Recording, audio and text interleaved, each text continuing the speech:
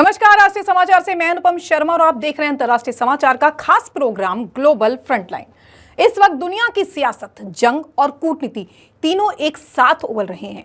आज की बड़ी खबरों में यूएई को 24 घंटे का अल्टीमेटम है, तो वहीं यूक्रेन पर हो सकता है महाविनाशक पलटवार। तो वहीं ताइवान में पीएलए के 90 से ज्यादा विमान और 14 युद्धपोत घुसे हुए हैं। इन खबरों में करेंगे विस्तार से चर्चा। पहले एक नजर आज की हेडलाइंस पर। सऊदी अरब और संयुक्त अरब अमीरात में जंग की नौबत, यूएई को 24 घंटे का अल्टीमेटम। पुतिन के आवास पर हमले के बाद रूस ने एक्टिव की परमाणु सक्षम ओरेशनिक मिसाइलें, यूक्रेन पर हो सकता है महाविनाशक पलटवार। चीन की ब्लॉकेड ड्रिल से दक्षिण चीन सागर में मचा बवंडर, ताइवान में घुसे पीएलए के 90 से ज्यादा विमान और 14 युद्धपोत। पाकिस्तानी आर्मी चीफ मुनीर ने सगे भतीजे से करवाई बेटी की शादी, यूएई राष्ट्रपति भी शामिल हुए। बांग्लादेश में 12 दिन में तीसरे हिंदू की हत्या। कपड़ा फैक्ट्री में सिक्योरिटी गार्ड की ड्यूटी कर रहा था साथी स्टाफ ने गोली मारी। अब खबरें विस्तार से। अरब के दो ताकतवर देश सऊदी अरब और संयुक्त अरब अमीरात अचानक आमने सामने आ गए। सऊदी अरब ने अचानक एक मामले में संयुक्त अरब अमीरात को 24 घंटे का अल्टीमेटम दे डाला। अरब के इन दो ताकतवर देशों में अचानक जंग की नौबत क्यों आ गई? आखिर किस मामले की वजह से दोनों देश एक दूसरे के दुश्मन बन गए? सऊदी अरब ने यमन के बंदरगाही शहर मुकल्ला पर भीषण बमबारी की है। सऊदी अरब का आरोप है कि संयुक्त अरब अमीरात यमन के अलगाववादी को हथियार की सप्लाई कर रहा है। सऊदी अरब ने गत 3 दिनों में यमन के अलगाववादियों पर 2 बड़े हवाई हमले कर दिए हैं। अब सऊदी अरब ने इस मामले में संयुक्त अरब अमीरात को बड़ी धमकी दी है। सऊदी ने कहा है कि यमन से अपने भाड़े के सैनिकों को वापस बुलाने के लिए आपके पास 24 घंटे का समय है। सऊदी अरब ने पूर्वी यमन में खतरनाक कार्रवाइयों के लिए संयुक्त अरब अमीरात पर आरोप लगाया है। उनका कहना है कि संयुक्त अरब अमीरात सऊदी अरब की राष्ट्रीय सुरक्षा के लिए खतरा बन चुका है और चेतावनी दी है कि किसी भी तरह के उल्लंघन का बेपुरजोर जवाब देंगे। ब्यूरो रिपोर्ट, राष्ट्रीय समाचार। राष्ट्रपति व्लादिमीर पुतिन के आधिकारिक आवास पर ड्रोन हमले के बाद रूस ने बहुत बड़ा कदम उठाया है। राष्ट्रपति पुतिन के आधिकारिक आवास पर हमले के बाद रूस ने चौंकाने वाला कदम उठाया है। रूसी सेना ने परमाणु सक्षम ओरेशनिक मिसाइलों की तैनाती कर दी है। इससे यूक्रेन पर बड़े हमले का खतरा मंडराने लगा है। ओरेशनिक मिसाइलों की तैनाती के बाद आया रूस का बयान। रूस के रक्षा मंत्रालय ने मंगलवार को साफ कहा कि रूस की परमाणु सक्षम ओरेशनिक मिसाइल प्रणाली सक्रिय सेवा में शामिल हो गई है। ओरेशनिक मिसाइल को ऐसे वक्त सक्रिय सेवा में शामिल किया गया है जब यूक्रेन में मॉस्को के युद्ध को समाप्त करने के लिए शांति वार्ताओं में ब्रेक थ्रू की तलाश जारी है। मंत्रालय ने कहा, इन मिसाइलों को पड़ोसी देश बेलारूस में तैनात किया गया है। इन अवसर पर सैनिकों ने एक संक्षिप्त समारोह आयोजित किया। हालांकि यह नहीं बताया कि कितनी मिसाइलें तैनात की गई हैं या कोई अन्य विवरण नहीं दिया। क्या यूक्रेन के बुरे दिन आने वाले हैं? इस मिसाइलों की तैनाती पुतिन के आधिकारिक आवास पर ड्रोन हमले के एक दिन बाद की गई है।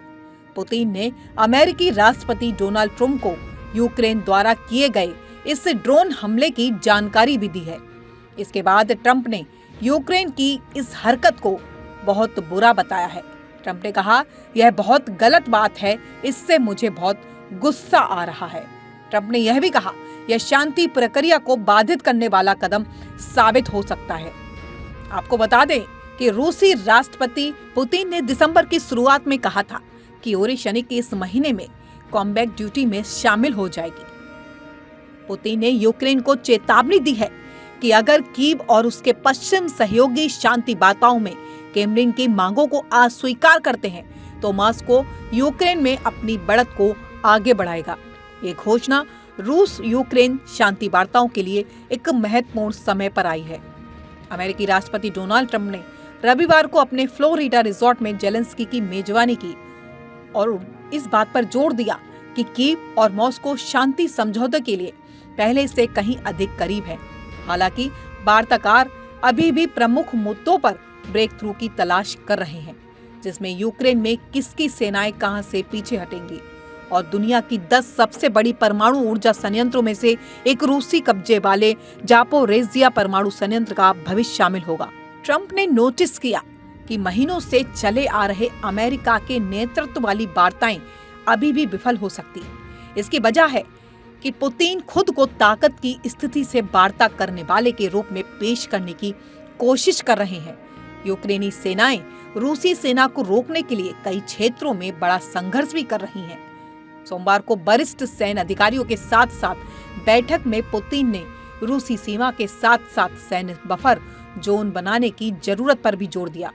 उन्होंने यह दावा किया कि रूसी सैनिक यूक्रेन के पूर्वी डोनेट्स्क क्षेत्र में आगे बढ़ रहे हैं और दक्षिणी जापोरिजिया क्षेत्र में अपना आक्रमण जारी रखे हुए हैं।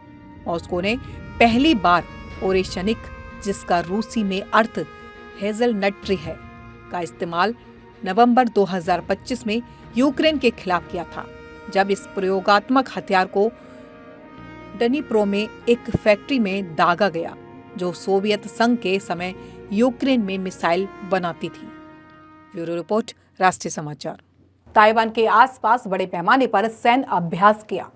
लाइव फायर ताकत का प्रदर्शन करते हुए इसे जस्टिस मिशन 2025 का नाम दिया और स्वशासित द्वीप ताइवान के लिए किसी बाहरी सशस्त्र समर्थन को रोकने की अपनी क्षमता का प्रदर्शन किया। PALA के ईस्टर्न थिएटर कमांड ने द्वीप के उत्तर और दक्षिण में जल क्षेत्रों में विध्वंसक फ्रिगेट, लड़ाकू विमान और बम वर्षक भेजे ताकि समुद्र वायु समन्वय और नाकाबंदी की क्षमता का परीक्षण किया जा सके। वहीं ताइवान ने आरोप लगाया है कि चीन के पास कम से कम 90 विमान और कई युद्धपोत उसकी हवाई सीमा रेखा में घुस गए हैं और संप्रभुत्व का उल्लंघन कर रहे हैं। ताइवान की नाकेबंदी अभ्यास के दौरान चीन ने द्वीप के उत्तर में जल क्षेत्रों में लंबी दूरी के लाइव फायर अभ्यास किए। कमांडो प्रवक्ता लीशी ने इसे वांछित प्रभाव प्राप्त करने वाला बताया। ये युद्धाभ्यास ताइवान स्टेट के आसपास तनाव बढ़ा रहे हैं, क्योंकि 2025 में समाप्त हो रहा है, लेकिन इसका प्रभाव सैन्य दबाव से आगे रोजमर्रा की जिंदगी एक तरफ फैला रहा है।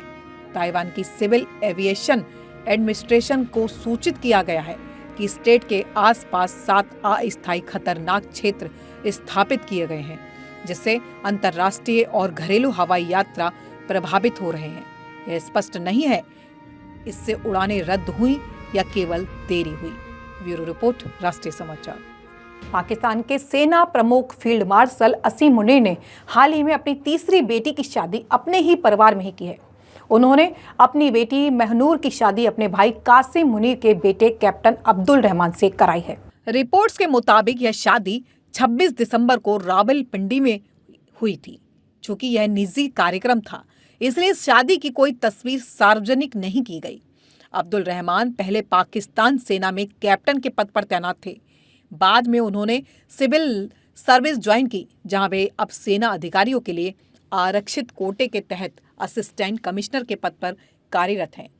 खास बात यह रही कि यह कार्यक्रम निजी होने और बहुत कम मेहमानों के बावजूद इसमें UAE के राष्ट्रपति मोहम्मद बिन जायद अल नाहन, पाकिस्तान के राष्ट्रपति आसिफ अली जरदारी, प्रधानमंत्री शहबाज शरीफ, उप प्रधानमंत्री इशाक डार और ISI प्रमुख पाकिस्तान सेना के अन्य शीर्ष जनरल शामिल हुए।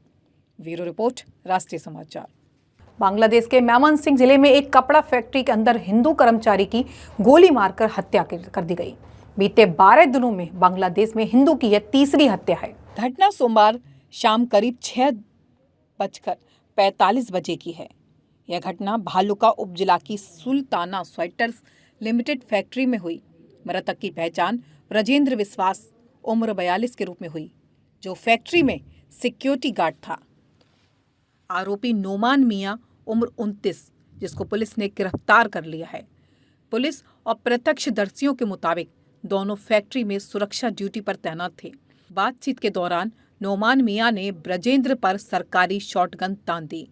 कुछ ही देर बाद में बंदूक चल गई और गोली ब्रजेंद्र की बाईं जांघ में लगी, जिससे उसकी मौके पर ही मौत हो गई। ब्यूरो रिपोर्ट, राष्ट्रीय समाचार। अमेरिका के राष्ट्रपति डोनाल्ड ट्रंप के बाद अब चीन ने भी यह दावा किया है कि उसने भारत और पाकिस्तान के बीच हुए सैन्य तनाव को कम कराने में भूमिका निभाई थी। चीन का कहना है कि जब इस साल दोनों देशों के बीच हालात बिगड़ रहे थे, तब उसने बीच में आकर तनाव कम करने की कोशिश की। चीन के विदेश मंत्री वांग यी ने कहा कि दुनिया के कई संघर्षों को सुलझाने में मदद करता रहा है चीन। उन्होंने बताया कि भारत और पाकिस्तान के बीच हुए तनाव के दौरान भी चीन ने मध्यस्थता की बात की थी।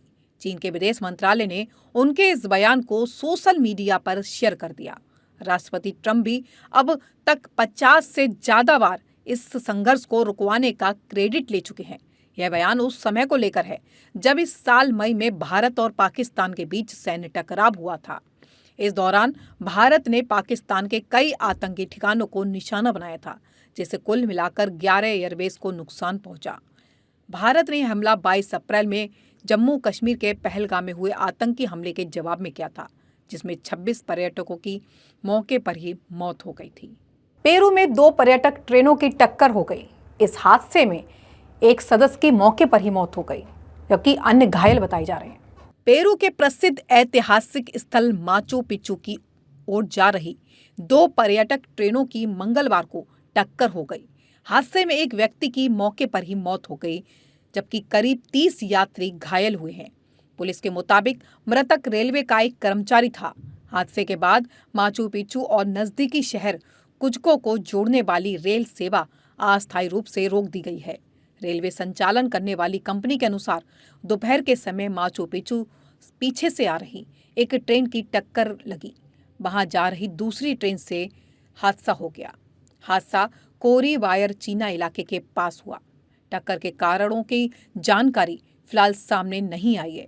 स्थानीय मीडिया में सामने आए तस्वीरों, वीडियो में दोनों ट्रेनें जंगल और बड़ी चट्टानों के बीच बनी रेल लाइन पर फंसी नजर आ रही हैं। ट्रेनों के इंजन का अगला हिस्सा बुरी तरह क्षतिग्रस्त हो गया है। इंजन की खिड़कियां टूटी और क्षतिग्रस्त दिख रही हैं। माचू पिच्चू में हर साल करीब 15 लाख पर्यटक आते हैं। ज्यादातर लोग ट्रेन से आगुआस कालेंट शहर पहुंचते हैं। यह 15वीं सदी में इंका सभ्यता द्वारा बनाया गया स्थल है। अपने सटीक पत्थर निर्माण के लिए जाना जाता है। पिछले 1 दशक में माचू पिच्चू आने वाले पर्यटकों की संख्या में करीब 25% की बढ़ोतरी हुई है। ब्यूरो रिपोर्ट, राष्ट्रीय समाचार। चीन ने स्टारलिंक को नेशनल सिक्योरिटी के लिए खतरा बताया। अपने समुद्री क्षेत्र में स्टारलिंक यूज करने पर भी विदेशी जहाज पर एक्शन लिया है। बिना लाइसेंस इस्तेमाल कर पे रोक लगा दी है। चीन ने अपने समुद्री क्षेत्र में एलन मस्क की कंपनी स्टारलिंक का इस्तेमाल करने पर एक विदेशी जहाज पर कार्रवाई की है। साउथ चाइना मॉर्निंग पोस्ट की रिपोर्ट के मुताबिक चीन ने इस सैटेलाइट इंटरनेट सर्विस को अपनी राष्ट्रीय सुरक्षा के लिए खतरा माना है। चीन ने स्टारलिंक पर पूरी तरह प्रतिबंध लगा दिया है और कंपनी के पास वहां सर्विस देने का लाइसेंस भी नहीं है। चीनी अधिकारियों का कहना है, जब भी कोई जहाज उनके क्षेत्र में आता है तो उसे स्टारलिंक टर्मिनल्स का इस्तेमाल तुरंत बंद करना होगा। चीन स्टारलिंक को खतरा क्यों माना जाता है, आइए हम आपको इस बारे में पूरी जानकारी देते हैं। चीन में टेलीकॉम और इंटरनेट को लेकर बहुत सख्त कानून है। वहां विदेशी कंपनियों की बेसिक टेलीकॉम सर्विस देने की इजाजत नहीं है और उसमें सैटेलाइट इंटरनेट भी शामिल है। डेटा पर कंट्रोल। चीन का नियम है कि देश के अंदर होने वाला कोई भी सैटेलाइट कम्युनिकेशन डोमेस्टिक गेटवे यानी घरेलू सर्वर से होकर गुजरना चाहिए। चीन में रेडियो फ्रीक्वेंसी या डिवाइस इस्तेमाल करने के लिए सरकार से आधिकारिक मंजूरी लेनी पड़ती है। स्टारलिंक के पास यह मंजूरी नहीं है। मिलिट्री कनेक्शन से डरता है चीन। स्टारलिंक लो अर्थ LEO सैटेलाइट का एक विशाल नेटवर्क है। AP की रिपोर्ट के मुताबिक चीनी रिसर्च का मानना है कि स्टारलिंक चीन के रणनीतिक हितों के लिए हाई रिस्क है। स्टारलिंक का कम्युनिकेशन डेटा घरेलू इंफ्रास्ट्रक्चर की बजाय विदेशी गेटवे से होकर गुजरता है, जिस पर चीन का कंट्रोल नहीं है। चीन की national university of defence technology ने 2023 में एक पेपर पब्लिश किया था। इसमें कहा गया था कि अमेरिका अपनी मिलिट्री पावर बढ़ाने के लिए स्टारलिंक टेक्नोलॉजी का इस्तेमाल कर रहा है, इसलिए दूसरे देश में इसे परमाणु अंतरिक्ष और साइबर डोमेन में सुरक्षा के लिए खतरा मानते हैं। मस्क की मोनोपोली है तोड़ने की। सैटेलाइट इंटरनेट की दुनिया में अभी एलन मस्क की कंपनी स्पेस एक्स की मोनोपोली है। स्टारलिंक दुनिया में 140 से ज्यादा देशों में काम कर रहा है। इसी साल जून में इसे भारत में भी काम करने का लाइसेंस मिल गया है। रिपीट, स्पेसएक्स का फॉल्कन 9 दुनिया का एकमात्र ऐसा रॉकेट है जो बार बार इस्तेमाल हो सकता है और नियमित तौर पर सैटेलाइट लॉन्च करता है। चीन अब इस मोनोपोली को तोड़ना चाहता है। चीन की private rocket company land space ने हाल ही में अपने नए ZhuQ-3 मॉडल के साथ रियूजेबल रॉकेट का टेस्ट किया है। हालांकि यह लॉन्च फेल हो गया, लेकिन रॉयटर्स के मुताबिक चीन की कई सरकारी और प्राइवेट कंपनियां अब अपने खुद के रियूजेबल रॉकेट बनाने और टेस्ट करने की होड़ में आगे चल रही हैं। ब्यूरो रिपोर्ट, राष्ट्रीय समाचार। लोहे के हाथ से देश चलाया। खालिदा जिया के दौर को लेकर बांग्लादेशी पत्रकार का बड़ा खुलासा हुआ है। खालिदा जिया के निधन के बाद उनके शासनकाल को लेकर गंभीर आरोप लगाए जा रहे हैं। वरिष्ठ बांग्लादेशी पत्रकार सेलाम समद ने खालिदा जिया के कार्यकाल को तानाशाही और दमनकारी बताते हुए अपनी जेल की आप बीती साझा की है। देखिए उन्होंने क्या कहा। सेलाद समद ने कहा कि 1991 में बांग्लादेश में स्वतंत्र और निष्पक्ष चुनाव हुए थे, लेकिन दूसरी बार सत्ता में आने के बाद खालिदा जिया का शासन पूरी तरह बदल गया। उन्होंने आरोप लगाया कि उस दौर में सरकार बेहद कठोर और दमनकारी हो गई थी। मैं खालिदा जिया के शासनकाल में जेल में नहीं था। उनका आरोप है कि तारिक रहमान का प्रभाव रक्षा मंत्रालय तक था। प्रधानमंत्री कार्यालय से बाहर बैठकर वह फैसले लेते थे। उनकी गतिविधियां सीधे तौर पर सशस्त्र बलों के हितों के खिलाफ थीं। कई अहम पदों पर उनके अपने पसंदीदा उम्मीदवार होते थे। सेलाम समद ने दावा किया कि जब भी उन्होंने जेल में अपने अधिकारों की मांग की तो उन्हें जवाब मिलता था, तारिक रहमान नहीं चाहते कि आपको कोई सुविधा दी जाए। उन्होंने यह भी आरोप लगाया कि खालिदा ने अपने बेटे की गतिविधियों पर ना तो कोई सवाल उठाया, ना ही उन्हें रोकने की कोशिश की। अंत में सेलाम समद ने कहा, खालिदा जिया ने बांग्लादेश पर लोहे के हाथ से शासन किया। यह बयान ऐसे वक्त पर आया है जब बांग्लादेश में खालिदा जिया की राजनीतिक विरासत और उनके शासनकाल की भूमिका पर एक बार फिर से बहस तेज हो गई है। ब्यूरो रिपोर्ट, राष्ट्रीय समाचार। लंदन में बांग्लादेश हाई कमीशन के बाहर एक विरोध प्रदर्शन आयोजित किया गया था, जिसका लक्ष्य बांग्लादेश में हिंदू समुदाय के खिलाफ कथित हिंसा और धार्मिक अत्याचारों के खिलाफ प्रदर्शन करना था। संजीव श्रीवास्तव नाम के एक व्यक्ति ने भारत के खिलाफ साजिशों का बयान दिया है। सुनिए उन्होंने क्या कहा। खालिस्तानी समर्थक जो अतिवादी आतंकी हैं, उन्होंने लंदन में बांग्लादेश में जो ऐसे अतिवादी तत्वों के सपोर्ट में एक प्रदर्शन किया है। एंटी इंडिया एक्टिविटीज़ करने वाले जो भी एलिमेंट्स हैं, चाहे वो बांग्लादेश में हो, चाहे वो कनाडा में हो या लंदन में हो या ऑस्ट्रेलिया में हो या यूके में हो, सभी आपसी जो एकजुटता दिखा करके वो भारत को लगातार टारगेट करने की साजिशें रच रहे हैं। विदेशों की धरती से भारत के विरुद्ध जो साजिशों को रचने की जो प्रक्रिया है वो लगातार जारी है।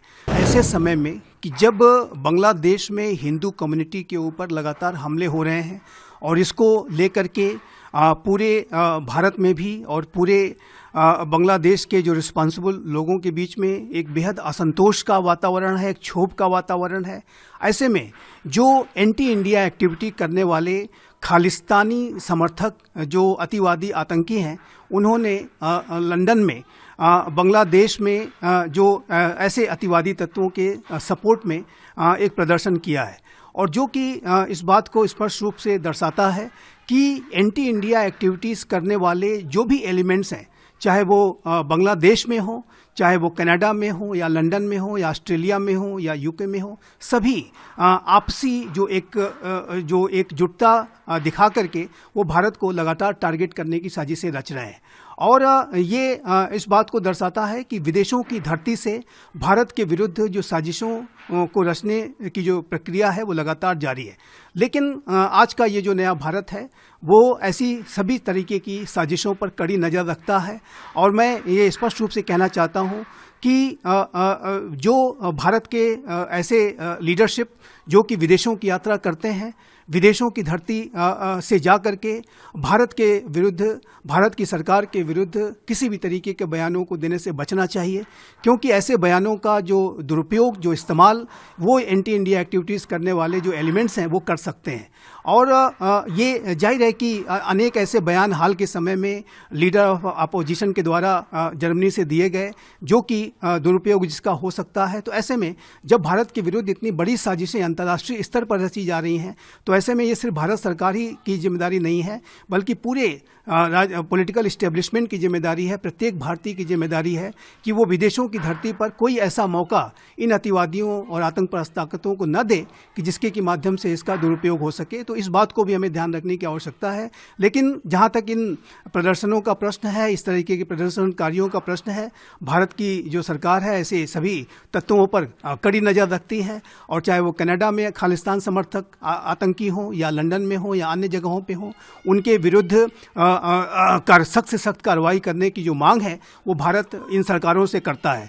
कनाडा को तो एक पूरी लिस्ट ही दी गई है कि जो खालिस्तान समर्थक आतंकियों को वो कनाडा डिपोर्ट करे, और इसी तरीके के अनेक जो खालिस्तान समर्थक जो आतंकी हैं वो ब्रिटेन में भी छुपे हुए हैं। और इन तत्वों को भी भारत इनके विरुद्ध भी कड़ी से कड़ी कार्रवाई करने की जो मांग है वो लगातार करता रहा है। तो ये जो घटनाएं हो रही हैं वो भारत के विरुद्ध अंतर्राष्ट्रीय स्तर पर की जा रही साजिशों को स्पष्ट रूप से दर्शाती हैं। और इसको लेकर के न सिर्फ भारत की सरकार को ही बल्कि पूरे भारत को सतर्क रहना चाहिए, सजग रहना चाहिए।